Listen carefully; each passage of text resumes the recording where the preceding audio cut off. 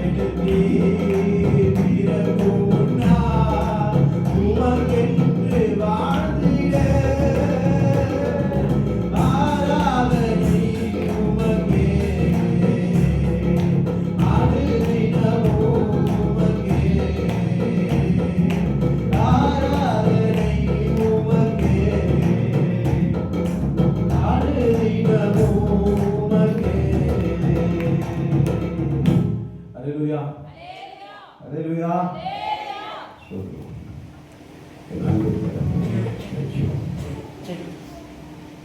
ஆண்டவர் இந்த 7 வார்த்தையை சிலுவையில் பேசுகிறாரு. அந்த 7 வார்த்தையும் நான் தியானிக்கும் போது முதல் வார்த்தை மன்னிப்பு, ரட்சிப்பு, அரவணைப்பு, அனுபவிப்பு, தவிப்பு, அர்ப்பணிப்பு, ஒப்படைப்பு. இந்த 7 வார்த்தையுமே ஒரு ஜபமாக தான் நான் ஃபீல் பண்ணுறேன். ஏன்னா அவர் ஃபஸ்ட்டு மன்னிக்கிறாரு, கடைசியில் எல்லாத்தையும் ஒப்படைச்சு அவர் செஞ்ச காரியம் எல்லாத்தையும் ஒப்படைக்கிறாரு. இது ஒரு ப்ரேயராக தான் நான் பார்க்குறேன். இந்த வார்த்தையில் முதல் வார்த்தை மன்னிப்பு. லூக்கா என்ற சுவிசேஷம் 23:34 வாசிக்கிறேன். அப்பொழுது இயேசு, பிதாவே இவர்களுக்கு மன்னியும், அவர்கள் செய்கிறது என்னவென்று அறியாதிருக்கிறார்கள். ஆண்டவர் பாருங்க எவ்வளோ அழகா அந்த வேதனைகளும் ரத்தம் சொட்ட சொட்ட எவ்வளோ அடி, அசிங்கம், அவமானம், பாடுகள், அதுவும் நமக்காக தான் ஆண்டவர் சிலுவையில் மரித்தார். அதை ஏற்றுக்கொண்டாதான் நாம் எல்லாரும் கிறிஸ்தவர்கள் என்று எண்ணப்படுவோம். அல்லேலூயா. ஆண்டவர் அழகா மன்னிக்கிறாருன்னா எப்படின்னா, அந்த மன்னிப்பு எங்கேருந்து வரும்னா முதல்ல அன்பு இருக்கணும். நம்ம ஒவ்வொருத்தருக்கிட்டையும் அந்த அன்பு இருந்தால் தான் மன்னிக்கிற சுபாவம் வரும். ஏன்னா நம்மளுடைய கற்பனையை முதலாவது ஆண்டவருடைய கற்பனையை அன்பாக இருக்கணும், ஒருத்தருக்கு அன்பாக இருக்கணும். அந்த முதலாவது கற்பனையே அன்பு தான். அந்த அன்பு இல்லைன்னா அந்த மன்னிக்கிற சுபாவம் நமக்குள்ளே இருக்காது, யாருக்கிட்டையும் இருக்காது. ஏன்னா நம்ம அன்பு அவருக்கு முக்கியமானது. 1 கொரிந்தியர் 13:13 எடுத்து வாசிக்கிறப்போ ஸ்தோத்திரம்.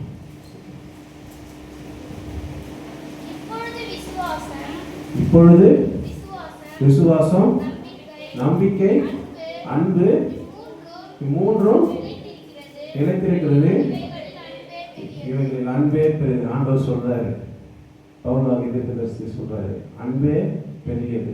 இந்த அன்பு ஒவ்வொருத்தர்கிட்ட இருக்கணும். அந்த அன்பு இருந்தால் தான் நம்ம மன்னிக்கிற சுபாவத்தோடு இருப்போம். எல்லாரும் சந்தோஷம் மகிழ்ச்சியாகவும் இருக்க முடியும். ஆண்டவர் நமக்காக பாடுபட்டாரு. ஒரே ஒரு வசனத்தை மட்டும் சொல்றேன். எபேசியர் 4:32 வசனத்தை படிங்க.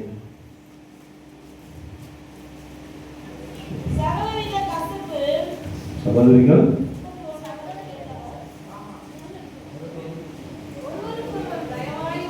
ஒருவருக்கு ஒருவர் தயவாயும் மன உருக்கமாக இருந்து கிறிஸ்துவுக்குள் தேவன் உங்களுக்கு மன்னித்தது போல நீங்கள் ஒருவருக்கு ஒருவர் மன்னியுங்கள். இதுக்கு முதல் வசனம் அந்த வாசிங்கள. இதுக்கு 31வது வசனம் வாசிங்கள.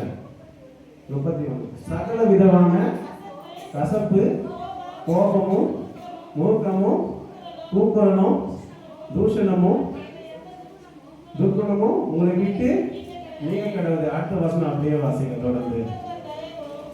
ஒவ்வொருவர் தயவாயும் மன உருக்கமாக இருந்து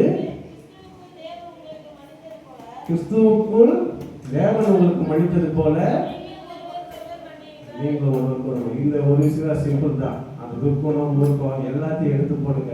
ஒருத்தர் அன்பாயோ அரவணைப்பாயோ இருந்தாங்கன்னா வாழ்க்கை நல்லா இருக்கும், எல்லாமே நல்லா இருக்கும், பெட்டராக போகணும்னு நான் என்னோட சின்ன இதுதான். நோட்ஸ் எல்லாம் பெருசாக எடுக்கல. இது வருஷம் எல்லாரும் சொன்னது தான், மன்னிப்பு மன்னிப்பு மன்னிப்பு. ஒருத்தருக்கு 1000 தப்பு செஞ்சிருக்கலாம், வருத்தம் இருக்கலாம், சொந்தங்கள் மத்தியிலோ சபை மக்கள் எல்லாரும் மத்தியிலோ சரி. சப்போஸ் யாரும் தப்பு செய்யாத ஆளே கிடையாது. ஏன்னா தப்பு செஞ்சு டெய்லியும் ஒரு தப்பு செய்கிறோம். ஐயாவே சொல்லுவார், ஒரு 5 தவறு செய்கிறோம், கண்ணால் பார்க்குறோம், காதால் கேட்குறோம், நடக்கிறோம், சரியான பாதை. தப்பு செய்யாத ஒவ்வொரு நாளும் இல்லை, ஆனால் அந்த ஒவ்வொரு நாளும் இரவு தூங்கும் போது ஒரு சின்ன ஜபத்தோட முடிங்க. ஐயா நான் தெரிஞ்சு செஞ்சேன் தப்போ, இல்லை தெரியாம செய்த தவறோ, தெரிஞ்சு ஜபத்தோட முடிங்க. ஜீசஸ் உடனே மன்னிப்பேன். ஏன்னா நம்முடைய ஆண்டவர் இரக்க குணம் உள்ளவர். அவ்வளோ பாடுகளிலும் எவ்வளோ வேதனை பாருங்க, நினைச்சு பாருங்க. சிலர் ஆணி கையில இறங்குது, எவ்வளோ வேதனை. அந்த வேதனை ஆண்டவர் பிதாவினத்துல கேட்கிறாரு, ரிக்வெஸ்ட் பண்றாரு. இவங்க தெரியாம செஞ்சுட்டாங்க, அவங்களை மன்னிங்க பிதாவே, அவங்களை மன்னிக்க சொல்றாரு. அதனால ஒவ்வொரு அன்பா இருக்க. அன்பு இருந்தாலும் போதும், மன்னிப்பு தன்னால வந்துடும். நான் என்னோட உரையை முடிச்சு கொள்கிறேன். ரொம்ப நன்றி. Thank you Jesus.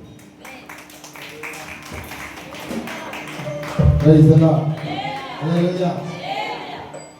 அன்பு எங்க இருக்கிறதோ அங்க என்ன உண்டு?